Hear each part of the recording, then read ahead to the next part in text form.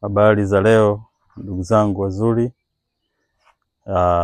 Leo nimejisikia kuongea kitu fulani ambacho kila mmoja anaweza akatafakari siku ya leo.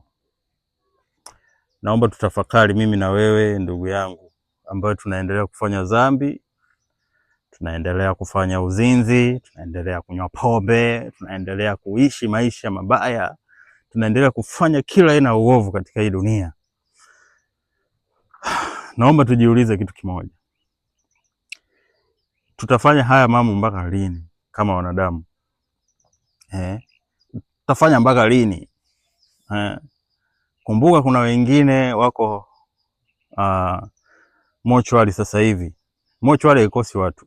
Mochwari na watu wameshalala, kazi imeisha.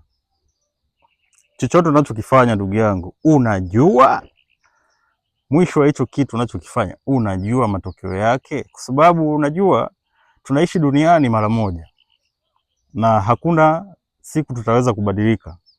Kwa siku ambayo tunatakiwa tubadilike ni hivi sasa hivi. Tunapokuwa na uhai, tunapokuwa na mwili, tunapokuwa na uweza wa kutembea, wa kula, wa kunywa, tutumie hiyo nafasi vizuri sana. Kuna watu wako hospitali wamelala, hawawezi kuamka, wengine hawana fahamu, wengine wanasubiri kufa leo, wengine wanasubiri kesho, wengine wameshakufa. Na kumbuka, kipo kwa ajili ya binadamu, mimi na wewe. Sasa mimi nitumie nafasi hii kukuita ndugu yangu, katika nafasi hii na kuita mara mbili mara tatu, ndugu yangu unayenisikiliza mahali hapa. Badilika. Mtafute Mungu. Mwite Mungu. Muulize Mungu. Ulikuja duniani ili ufanye kitu gani? Kwa sababu mwisho wa siku kuna malipo ya haya. Kama usipobadilika, kuna moto wa milele.